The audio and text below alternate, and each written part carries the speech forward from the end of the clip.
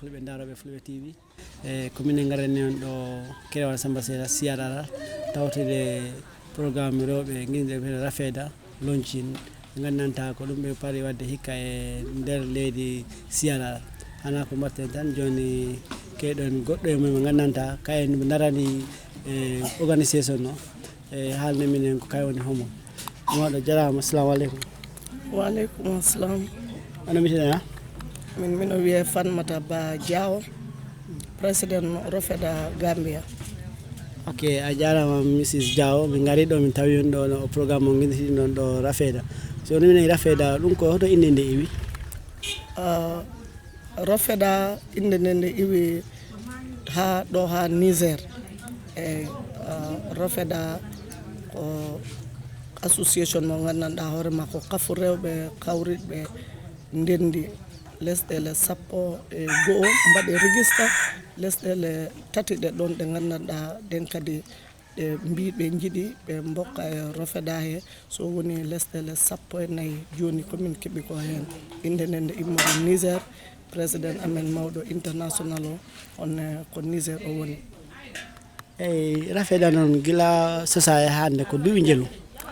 RAFEDA ko sosa ko e hande woni duuɓi ɗiɗi minen ni doga e Gambia kadi tawtora e ɗin duuɓi ɗiɗi den woni komin mbi ko min pottu min kawrita min pemba inde nde ɗo e lesdi he so that yimɓeɓe wonɓeɓe e lesdi e foof mbawa tinde ko woni ko RAFEDA. Eyyi RAFEDA noon ko ɗum woni taki ha o RAFEDA sosa e ɗe leyɗele contrat ɗo mbiya leyɗele 14 woni ko tawa hen woni leyɗele tati ɗi gandanta ɓen kala ndi payi jiiɗi tawtede ko ɗum woni ɓamtal mumen e feng e rewɓe hen? Go'o ɓamtal mumen e rewɓe woni go'o woni rewɓeɓe immo e caɗele komin keeɓi ko e woni rewɓeɓe keeɓa nafoore tawa wona dulare wonde koye mumen saabu dental ngal ko remgol e gaynaka ko ɗum woni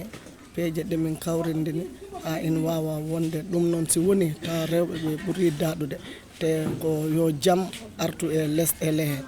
min jiine si jaam o tabitti ko rewɓeɓe mballa saabu ko ɓen ɓurta tampu Allah haɗan si kala ko wodi wadde e lesɗele he so ɗum honnomin wonani number 1 woni rewɓeɓe daɗuɓe daña nafoore ɓe daña doole because min jii rewɓe ɓe tampi feccore kala feccore fayda ko seeɗa rek min dañta hen kono hina wawi si ɗum ɗon waɗi rewɓeɓe keeɓi koye mumen na wawi ta peeje goɗɗe tawa ɓe mbawi feejande koye mumen so ɗum woni ngal kawral. Eyyi noon ko développement homɓe ɗaminiɗa si woni RAFEDA waɗama launch ko wata addude e nder rewɓe leyɗele tawaɗe e RAFEDA en? Machallah ɗum koko heewi e développement mo mbiɗa o woni ɓamtare komin keɓrata ko yeeso ɗum minen jakori ko heewi go'o neɗɗo goto ko wawi ko seeɗa lesɗele 14 ɗo kawriti ɓe ndendi ɓe mbaɗi ɗum tawa ko yettere Allah kala koɓe nangi ɓe mbawat den minen jakorine probléme si waɗi e dulare min mbaɗi jingol kala komin jiiɗi toon jaam ko ɗum min keɓata ɗum waɗi min mbaɗi hen peace and development ɗum waɗi min ɓesditi hen ɗum sabu kala ko ala jaam wawa yaade ɗum namin holliri min jiiɗa hay lesdi wotere heeɓa hen caɗele te minen gandi si nangodirama min nafodirat project aji ɗi mbawi ar ko daɗeni rewɓe ko gandanɗa hoorema tawa rewɓe si mbaɗi rek ɓe naftorat hen te si ɓe naftori hen ɓe naforat hen goɗɗo yo goɗɗo lesɗele ɗe fof. Eyyi joni noon ko rewɓe ɗe mbi so kala développement garde fayda heewi kon ko rewɓe ɓe ɓurte wallede walla ko ɓe yiiɗi wallide kan noon kadi worɓeɓe ɗi hen tawa walla ko rewɓe tan kafo sosana? Machallah ɗon wonani kam weltare e RAFEDA na ari mino wawi wiide 99% o foof ko rewɓe e minen hen jilli worɓe wono heewani saabu minen jiiɗi minen ne min keeɓa doole ni no worɓeɓe dañiri ni doole minen ne min keeɓat noon doole so ko ɗum waɗi min cohli peeje worɓe na toon wona ko seeɗa rek e won rek debbo wawa ya tawa gorko tawaka feren wono worɓeɓe ko seeɗa rek min mbaɗe mumen a yiyat ɗo groupe tawa fayda gorko goto woni hen ma jiya ko worɓe ɗiɗo goni hen fof ta ko heddi ko rewɓe sa laari hande ɗo e saare he sa yeehi ɗo e galle kala ɗo tawɗa ɗon gorko goto a tawa ɗon ko heeɓi worɓe rewɓe nogas so ɗum hollirina kafu o ko kafu rewɓe worɓe ɓe ko seeɗa rek min ƴefti min batti e mumen. eyyi joni e fange kafu e ko honɗo wononda golle muɗum walla ko hoɗo pemtoten e beela onon hen keeɓa nafoore muɗum koye sengo demal walla sengo juulaju walla ko gueɗe goɗɗe ɗe gandanta rewɓe ne naftorto hen. eyyi go'o minen e sengo ndema ko ɗum waɗi min mbi ko groupe remoɓe e aynakoɓe minen goni e sengo ndema minen goni e sengo gaynugol so ɗum wonani min weltare no fewi saabu hay hikka sampulomo ɗo ina wawi maaro ko yimɓeɓe foof jiyat RAFEDA mbo Gambia o ɓe ndemi ɗo ko yarata e hectare ji 2 ɗo e Kerewan Samba Sira ɗum wona ko gandanɗa hoorema ko ɗum min jiiɗi yo yaa yeeso ko ɗum min jiiɗi yo won rewɓeɓe keeɓa koye mumen tampere heegue wonge aduna e gue immo e aduna e ha gue laaɓa ɗum noon ko rewɓe rek min jii mbawi daro ɓe ballita yimɓeɓe aduna he eyyi nden noon kana oɗon jakoye dibanɗal kala e sengo laamu e walla oɗon jokkodiri e laamu o fino keɓɗon ɓamtare mon no mbiɗani. Machallah ɗon ne wonani kam weltare no fewi saabu sa lamdima kam ɗum ko ma min laɓɓina hin ha laaɓa goho RAFEDA nde ari ɗo e Gambia min diwani rek min mbi eyyi minen bokki e RAFEDA ko min kalan laamu ɗum nden Allah waɗi ɓe jii feere nde no min ƴefti nde ko feere moƴƴere nden on tuma ɓe mbaɗi min accept ɓe mbi komin goni koye dow kamenne ko ɗum woni golle men saabu wallude rewɓe ɓe kala immaniɗo en lamɗo o mbo werti te o hollirino ko ɗum ɓurani ɗum waɗi o doolen ɗini min e o RAFEDA because mo andi simin mbawi rek ta kamne o daɗi eyyi. ok joni a jarama ha yesso nden kono hatta wawi men ɓeydande ko jiɗɗa ɓeydude hen nana jiiwoɓe kadi nana ko président no haali. eyyi ɗo ko yettere Allah rek saabu mino mbima minen wona ndema rek e wallu guertoɗe minen liggo poultry minen mbaɗa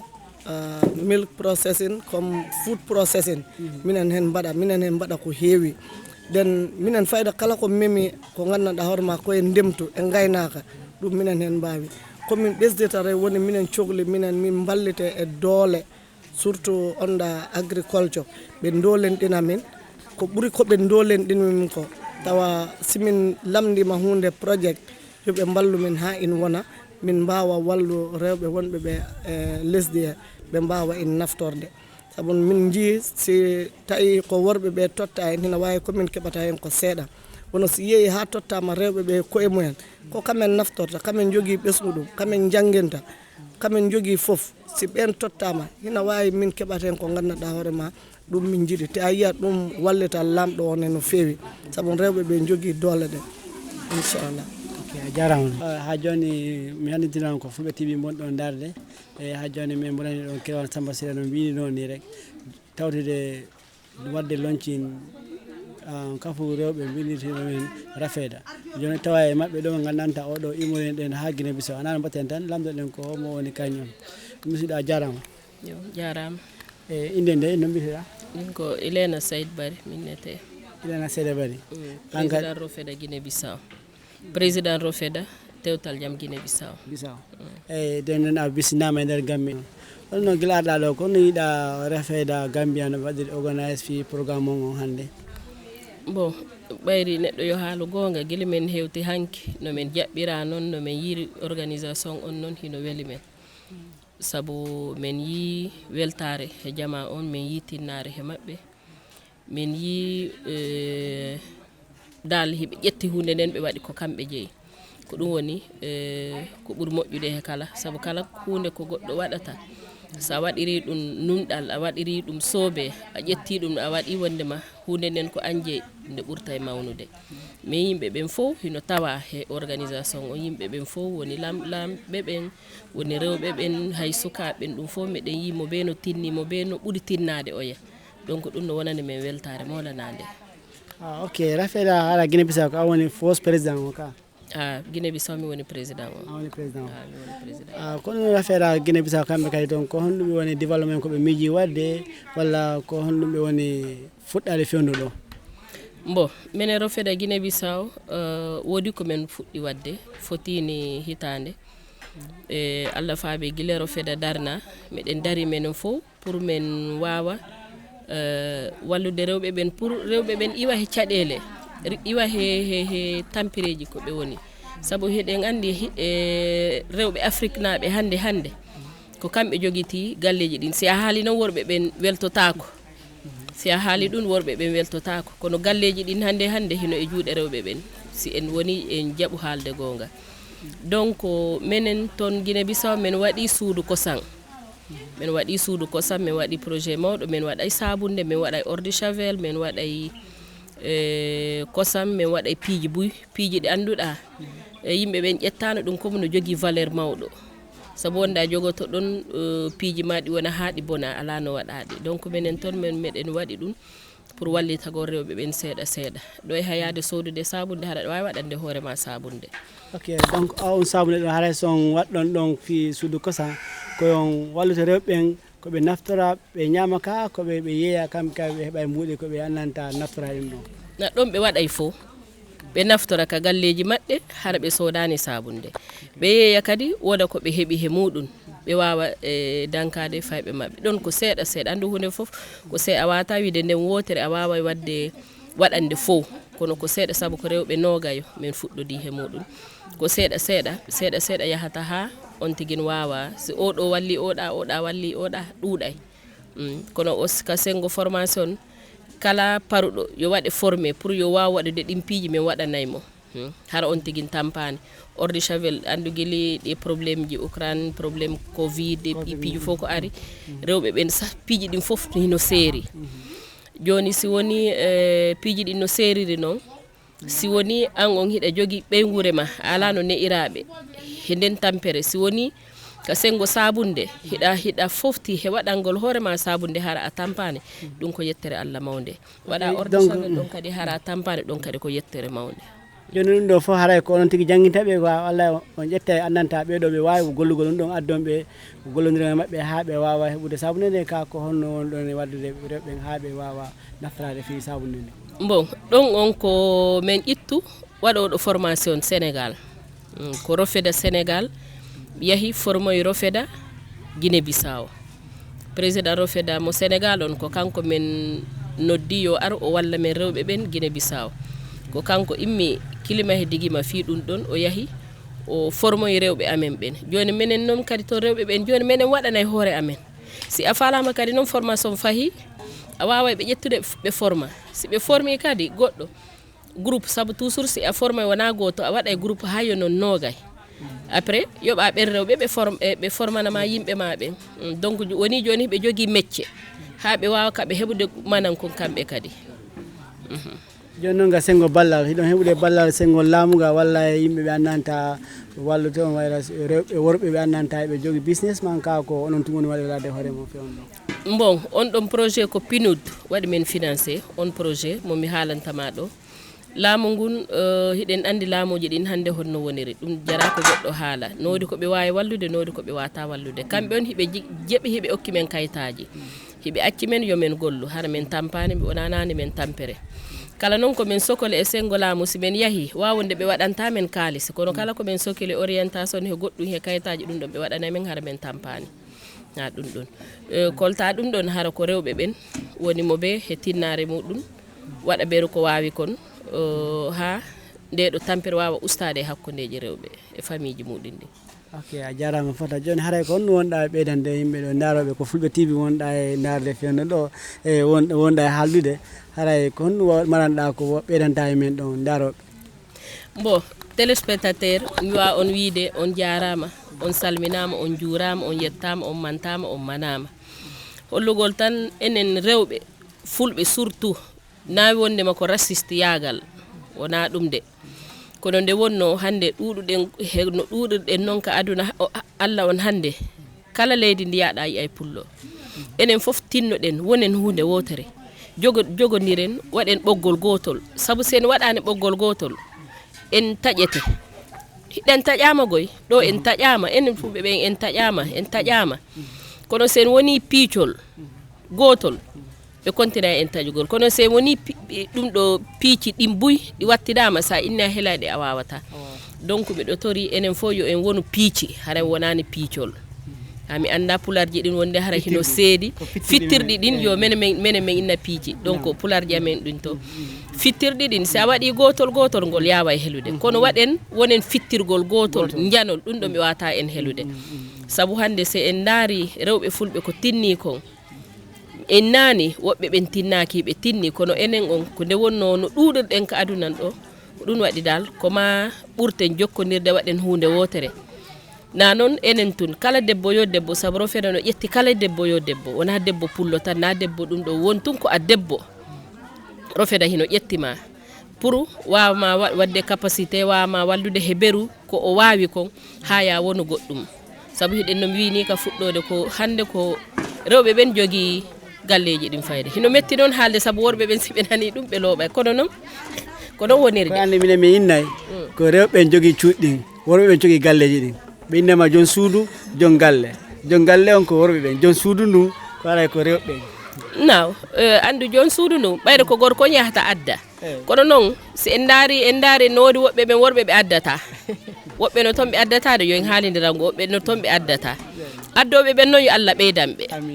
wonɓe addanɗe rewɓe maɓɓe ɓen he ɓiɓɓe maɓɓe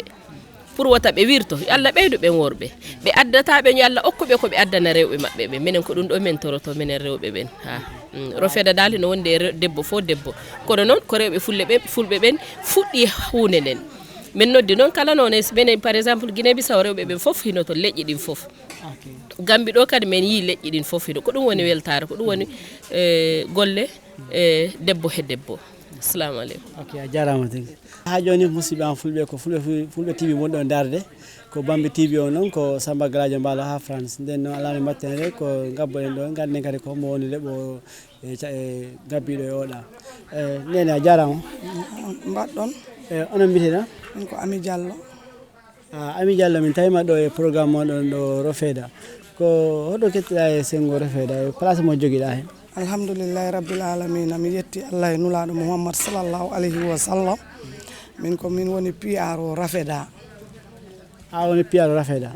e somi faami am jikku PRO e hikka ko gila cosa ko hikka e duuɓi jelɗo hikka woni duuɓi tati ka woni fausse PRO sengo fedde nde sengo fedde nde komin woni fausse PRO second PRO mboɗon mbo wiye oyani Nafi Thiam woni vice PRO député PRO joni noon RAFEDA min gaari mbiɗon RAFEDA ko ɗum firi ɗum ɗon walla ko ɗum woni yengutu mum ɗon RAFEDA de yengutu mum no heewi minen to agriculture minen to baali minen to guertode minen e jangnugol kosam minen e jangnugol caabune ok ɓeeɗa halnoɓe kalino affaire demtu kadi on ɗe demtu ha e maaro kono a sengo beyaji ɗe ko hoɗum baɗɗo nde gandanta ɗum ɗon wiite RAFEDA kala fuɗɗima e ɗum ɗo e sengo beyaji he se minen e sengo guertoɗe minen guertoɗe he baali min puɗɗima joni ɗo min goni ɗo minen hen seeɗa minen duwo dal no Allah fabori min ha Allah naɓa ɗum yeeso on coodi beyi oɗo neyi walla ko guertoɗe joɗɗo neya walla ko hoɗo buɗɗire e muɗum guertoɗe min idori e jangnugol caabune nde e poltiri mbiyen ɗum poltiri da neygol guertoɗe ɗe e hoto mbaɗɗon ɗum walla ko poltiri jeel jogui ɗon gila puɗɗiɗo RAFEDA gila min puɗɗi RAFEDA e joni ko ɓoyani komin puɗɗi jangnugol pour guertoɗe ɗe neygol guertoɗe ɗe ɓoyani kono joni dal min puɗɗima ɗum ɗi yaa seeɗa hoto ɗum non woni hoto monɗon ɗum ɗo ɗo Fatba président amen o fooñi ɗo kono guertoɗe jeel jogui ɗon wattu ɗon walla ɗi kini na mi wayri toon seeɗa noon joni noon ko ɗum keɓɗon e caɗele mo gandanta ko ɗum ɗon woni ko jiyaton e keɓton e affaire sengo RAFEDA for sengo RAFEDA min andi rewɓe ndemoɓe e rewɓe newoɓe kuule jagnoɓe caabune e jagnoɓe kosam kala ɗo ɓe goni dal ta ɓe jilli ko wallata ɓe ha ɓe gimmo no he doole rewɓe ko liggey jiiɗi rewɓe ko yaagol yeeso ɓe jiiɗi ɗo jaaɗa fof a tat toon rewɓe na golla so rewɓe si fuɗɗima golle ko jiiɗata tan golle mabɓe immoto dow ɓe keɓa noɓe keɓiri doole ɗo ɗum kay minen ɗum jiɗi minen ɗaɓɓa duwa minen toro yimɓeɓe no min mbawri nabdu liggey amen o yaha yeeso. Ok, a jarama tigi jo ko ɗum waɗa men ɓeydande sengo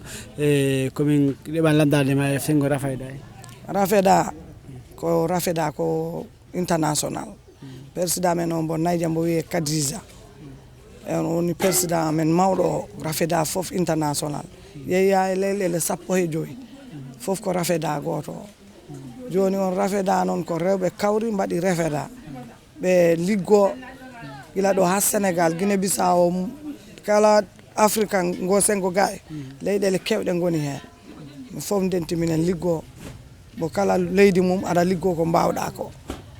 te minen cohli liggeyaji amen ɗi jaaha yeeso ha yimɓe fof tina yimɓe fof keƴa hen eyyi. Ok, a jarama eyyi ha joni mi anditina ɗon ketto walla ɗon dara Fulbe TV e woodi kadi momin darta ɗo e koni o keɗa tato tan e daron ko mo kadi min gay kepta ɗo ni mo min jewtira ɗo en. Assalamu aleykum, ina jarama. Waaleykum salam. Inde nde? Mbiɗo wiye Diko Ba komin woni secrétaire général to RAFEDA Gambia. A woni secrétaire général e an kay joni ko lawol ngol tan lamdatomami ko hoɗum mbawɗa hebde en ko kalanta yimɓe ɓe affaire RAFEDA o no woniri e Gambia hay fof hay ɓamtare mum hay développement mum fof. Ok, a jarama mi weltima mbiɗo salmina ɓiɓɓe Gambia fof mbiɗo salmina rewɓe Gambia mbiɗo welti noon ɗo jooɗimi ɗo pour mi haalda e rewɓe Gambia affaire nde fedde witende RAFEDA ko fedde nde gandantama ko international so Gambia heeɓi hen chapta min puɗɗima ɗum manque duuɓi ɗiɗi pour min ɗum wona manque few lebbi seeɗa rek pour ɗum wona duuɓi ɗiɗi min golli hen noon min jaahi hen ha président his excellency président Adama Barrow min jettimo hen saabu fedde nde o haalna fedde nde min gaddi lettre uji men o waɗi accès fedde nde ha o walliti men sa hande sa min mbawi wadde o launching président his excellency président Adama Barrow jungo makko na hen so min beltima min jarni Demba Sabali Minister of Agriculture because de kono o etima o walli min e livestock department director mabɓe o deputy director mabɓe Emmanuel Mendy on ko technical advisor amen because ko on ɓe okkuno min ɓe wi min gollida e makko e nder leydi he min beltima noon hande min o hande programme ɗo min mbaɗi invite président RAFEDA Guinée Bissau min mbaɗi invite président RAFEDA Sénégal e ko ɓen mbawi ɗo yettade because mbiɗon jinno wadde general national launching ɗo indi Gambia gila last year kono hori hawru min tampi hen noon min dogi min jeeyi min gari kono Allah woni hoddirani so minen ɓiɓɓe Gambia ɓe rewɓe Gambia gonɓe RAFEDA ɓe mbi min mbaɗade national launching pour min mbawa yeyde agenda RAFEDA joni noon ko min jiiɗi min ballite e nder Gambia ɗo because mbiɗon puɗɗi project saji kewɗi ɗi ganduɗa mbiɗon liggoda e rewɓe mbiɗon jiiɗi ballal sengo to lamɗo o waɗi jungo makko ha hande mbiɗon jiiɗi o ɓeyda e woɓɓe ɓe gandantama ko ɓiɓɓe leydi jiɗɓe wallude rewɓe ɓe so mbiɗon jilli wallitade rewɓe ha minne min mbayano rewɓe woɓɓe ɓe no ɓe mbayni e nder leyɗe he because RAFEDA o ko chapta o naɗo kono woodi ɓe gandantama ɓe leɗɗe mabɓe ɓe jogui chapta o kono kamɓe ɓe golla minen noon min puɗɗima kono mbiɗon jawi golle ɗe mbiɗon jiiɗi min ballite so ko ɗum woni ɗo hande noon mbiɗon belti mbiɗon jiiɗi hande aduna o fof anda wonde nam RAFEDA Gambia ɓe waɗa launch chapta mabɓe o so nder Kerewan Samba Sira so hande mbiɗon noddi Gambia fof mbiɗon jiiɗi Gambia fof ne hetto ɓe nana ko min kalata pour ɓe ganda ko ɓamtare leydi waɗi min immi min jiiɗi riwde ñaleɗe e leydi he because yimɓe ne gandi rewɓe si kala ko naati si tawi ballama okkama de support woni ko demal woni ko neygol dammi woni ko any activité mo ɓe goni e wadde tawi ɓe keeɓide support mbiɗon ɗammini mbiɗon mbawi wadde change comme affaire ñamde Gambia mbiɗon sikki tamin okkama doole ɗo ko ɗon no min jiiɗi. Ok, mi anditina on ko Fulbe TV woni ɗon ladde ɗon ko ɓamti e télé o noon ko Samba Galaje mbalaɗo ha France ko gardumi ɗo noon ko Mamadou Salou Diallo e Pamoudou Diatta caméraman hana ko mbatten ha joni en continue e programme RAFEDA o nden noon miɗo wondiri e goɗɗo oɗo lamdiɗen o kadi ko hombo woni hoɗo moɗo a jarama. A jarama. Inde nde? Inde nde ko Mamadou Lamine Diallo. Ko ɗum wonda e RAFEDA so min woni national coordinator of the RAFEDA. Ko ɗum woni RAFEDA ko ɗum firi? Alhamdulillah before en goɗɗoyde en calminan yimɓeɓe taw calminen e laaroɓe Fulbe TV ɓe foof e calminen Alhaji Samba Mbalo mo ganduɗa hoorema ko joggiɗo leñol Allah waɗi omo heɓi ngo miilo moƴƴo e onon arɓe ɓe ɗo gacci ɗon time mon fof on jarama e raɓɓinɗinde e RAFEDA ko fedde rewɓe fedde nde wona fedde leñol ko nder fedde leƴƴi ɗi fof rewɓe Afrique fof hande ɗo ɓen mbawi wiide leyɗele 15 na e nder RAFEDA fuɗɗori Gambia ɗo naɓi ha Cameroun ha Tchad lesɗele toon ko addi RAFEDA noon RAFEDA ko fedde rewɓe jooɗiɓe ɓe jii kamen ɓe poti nannude juuɗe mumen e koyɗe mumen e peeje mumen e nder demal e neegol e wallitagol sukaɓe e wallitagol jaam no woniri nder Afrique kamɓe kadi ɓe immi ɓe ndendi koye maɓɓe ɓe mbi ko ma ɓe naata e demal ɓe naata e neegol dabanji e toppitagol lagde nde toppito sukaɓe especially o baguye gonaɗo sukaɓe mbawa nande business mo gandanɗa hoorema ko demal ɓe fof ɓe gona hen ayat Afrique mum wawa yaade yesso eyyi joni noon RAFEDA noon ko mbiɗa fayatno mi nani han ko fi ɓamtugo rewɓe doldigol ɗumen sengo e guila e golleji mumen ha e mecce mumen nden noon guila RAFEDA sesa hikka ko duuɓi jelu RAFEDA na naata e duuɓi ɗiɗi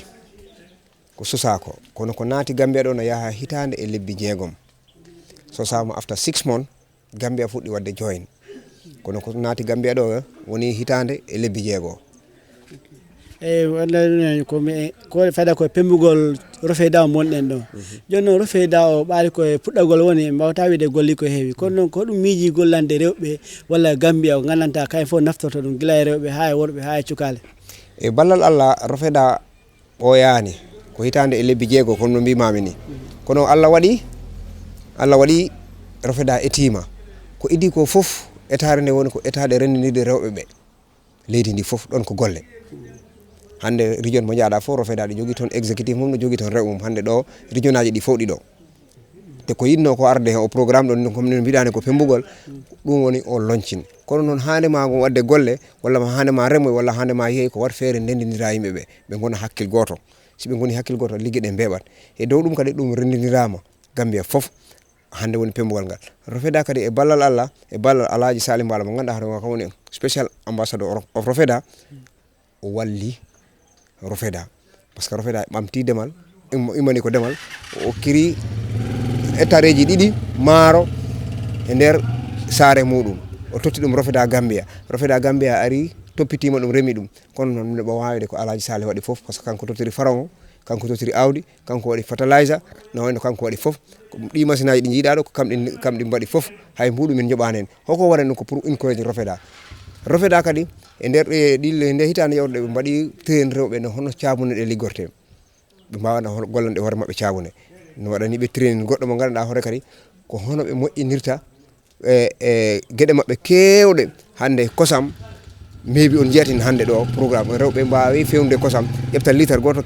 kosam mbaɗa hen gueɗe jeeɗiɗi ene jiida façon walla gueɗe 5 enen ko ganduɗen ko ɓiraɗam sa ɓiri ko ya jullu walla penda gueɗe tati ittanɗoɗen ko keddam ganduɗen e kosam e nebbam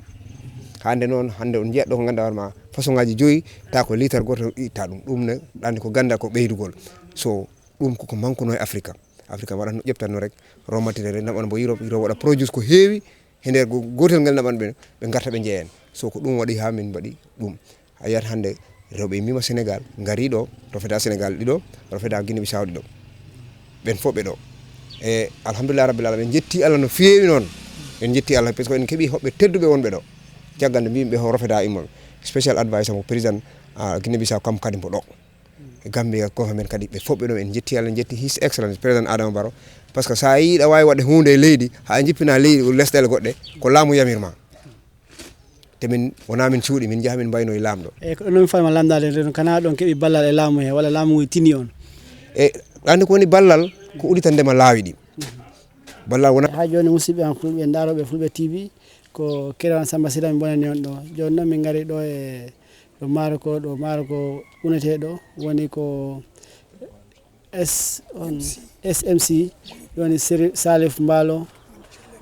and Children Group ɓe gandanta ko ɓe ndemata ɗo mbaro ha ɗe jeeta joni min gari ɗo ɓe dende maaro ɗo min tawi ɗo goɗɗo mo gandanta on ko ɗo gollata